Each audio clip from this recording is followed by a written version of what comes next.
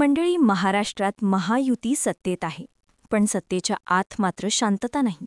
उलट मोठा गोंधळ माजलेला आहे.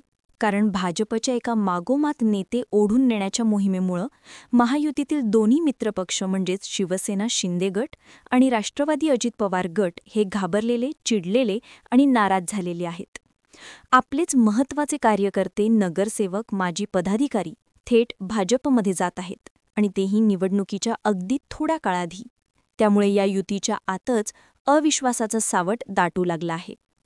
शिंदे गटाचा मंत्रिमंडळ बहिष्कार असो, अजित पवार गटाच्या नाराजीच्या भेटी असो किंवा कल्याण डोंबिवलीसारख्या बाले किल्ल्यात भाजपनं केलेलं सर्जिकल स्ट्राईक असो, प्रश्न एकच आहे: भाजप नेमकं काय खेळतंय आणि याचा महायुतीवर किती मोठा परिणाम होणार आहे? फडणवीस आणि शिंदेमध्ये कितपत बी नसलंय? सविस्तर जाणून घेऊयात या विशेष रिपोर्टच्या माध्यमातून. 3 पक्षांनी भाजप, शिवसेना शिंदे गट आणि राष्ट्रवादी अजित पवार गट मोठ्या ताकदीनं सत्ता स्थापन केली. पण सत्तेत खुर्ची घेतल्यानंतर सर्वांनी एकत्र काम करावं, एकमेकांना वाढू द्यावं, हा तोंडी आलेला समन्वय प्रत्यक्षात धोक्यात आलाय. कारण निवडणुका जवळ आल्या की भाजपनं आपली जुनी शैली सुरू केली.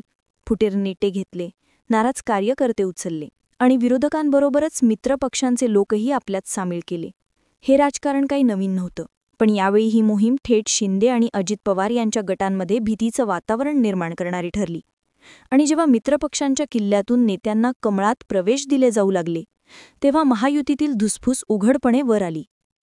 कल्याण डोंबिवलीसारख्या शिंदे घराण्याच्या बाले किल्ल्यात जेव्हा भाजपनं एकाच दिवशी अनेक नगरसेवक आणि प्रभावी कार्यकर्त्यांचा पक्षप्रवेश करवला, तेव्हा हे फक्त पक्षांतर नव्हतं, ही होती राजकीय ताकद दाखवण्याची थेट चाचणी. शिंदे गटाला हे जाणवलं आणि दुसऱ्याच दिवशी मंत्रिमंडळावर बहिष्कार टाकून त्यांनी संदेश दिला की आता ही नाराजी लपून ठेवली जाणार नाही. भाजपकडून मात्र उत्तर शांतपणे आलं: हे सर्व निवडणुकीचं वातावरण आहे. कोणी येत असेल तर थांबवणार कोण? फडणवीसांनीही जुन्या घटना आठवून शिंदे गटाच्या आरोपांना प्रत्युत्तर दिलं. पण प्रत्यक्षात या सर्वातून एक गोष्ट स्पष्ट झाली की महायुतीची आंतरिक विश्वासाची पायाभरणी हादरली आहे. अजित पवारांच्या गटाची स्थिती याहून अवघड आहे. 2024च्या बंडानंतर हा गट आधीच कमकुवत होता. संघटना विखुरलेली, नेते नाराज आणि स्वतः अजित पवार यांच्यावर पार्थ पवारांच्या जमीन प्रकरणामुळे केंद्राकडून प्रचंड दबाव. अशावेळी भाजपनं सोलापूरसारख्या राष्ट्रवादीच्या मजबूत क्षेत्रातील नेते राजन पाटील आणि यशवंत माने यांना थेट उचललं. राष्ट्रवादी गटाला याने प्रचंड धक्का बसला. कारण बहुतेक ठिकाणी दिसतंय की भाजपला दोन्ही मित्रपक्ष वाढवताना नकोय, दोघांनाही नियंत्रणाखाली ठेवायचंय. त्यामुळे अजित पवार हे दिल्लीला वारंवार भेटी देत आहेत आणि भाजपचे केंद्रीय नेते त्यांना केवळ आश्वासनं देत आहेत. प्रत्यक्षात फार काही बदल घडत नाही. शिवाय भाजपच्या सूत्रांमधूनही स्पष्ट सांगितलं जातंय 2029 पर्यंत तर नेतृत्व फडणवीसांचंच. या तणावाची आणखी एक लेअर म्हणजे उद्धव ठाकरेंची बाळासाहेब स्मारक समितीवर करण्यात आलेली पुनर्नियुक्ती. शिंदेगडासाठी हा निर्णय अक्षरशः धक्का होता. कारण ज्याच्यावर त्यांनी खरी शिवसेना आमची असा दावा केलाय, त्या ठिकाणी भाजपनं उद्धव ठाकरेंना सन्मान देणं ही वेगळीच राजकीय संकेतबाजी होती. हे पाऊल म्हणजे महायुतीतील शिंदे गटाला स्पष्ट संदेश: तुम्ही असताना आम्ही उद्धव गटासोबत चांगले संबंध ठेवतो. गरज पडली तर पुढचं समीकरण बदलू शकतो. आणि हे समीकरण बदलण्याची भीती शिंदे गटाला चांगलीच आहे. या सर्वांमध्ये एक वेगळा मुद्दा म्हणजे बीडमध्ये घडलेली घटना. अजित पवार गटाचे योगेश क्षीरसागर यांना भाजपनं नगराध्यक्षपदाची उमेदवारी दिली.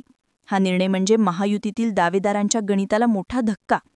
शिंदे गट आणि भाजपने स्वतःचे नेते दोघेही नाराज झाले आणि याने सिद्ध झालं की भाजपचं धोरण एकच: जिंकण्याजोगा उमेदवार कुणी असू दे, आपला फायदा महत्त्वाचा. मित्रपक्ष हे फक्त परिस्थितीनुसार वापरले जाणारे घटक. स्थानिक स्वराज्य संस्थांच्या निवडणुका अगदी काही दिवसांवरच. या निवडणुका म्हणजे थेट जमिनीवरील ताकद तपासण्याचं मैदान. इथे सत्ता, पैसा, स्थानिक समीकरणं आणि संघटनात्मक ताकद एकाच वेळी पारखली जाते. त्यामुळे भाजपसाठी ही निवडणूक सर्वाधिक महत्त्वाची आहे. पण त्या बदल्यात महायुतीचे 2 भागीदार आपापल्या अस्तित्वासाठी झगडताना दिसतायत. शिंदे गटाला भीती की भाजपमुळे आपला गट आणखी कमकुवत होईल.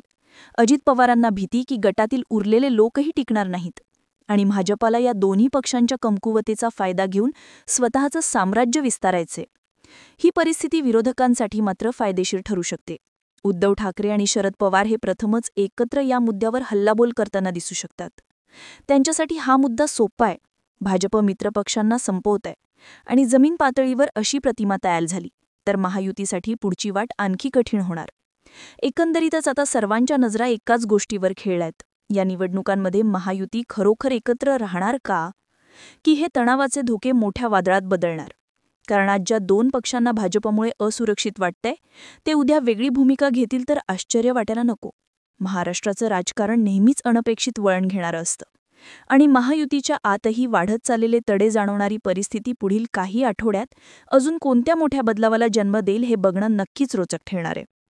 पुढील घडामोडी या निवडणुकांचे भविष्यच नाही तर संपूर्ण महाराष्ट्राच्या पुढच्या राजकीय समीकरणाचे चित्र बदलू शकतात. तुम्हाला काय वाटतं, भाजपनं कुठेतरी नमती भूमिका घेऊन या नाराजीला थांबवायला हवं का? कमेंटमधून नक्की सांगा. बाकी राजकारणाच्या आखाड्यात आपली नजर कायम असणारच आहे, तेव्हा कुठेही जाऊ नका, पाहत रहा, सबस्क्राईब करा.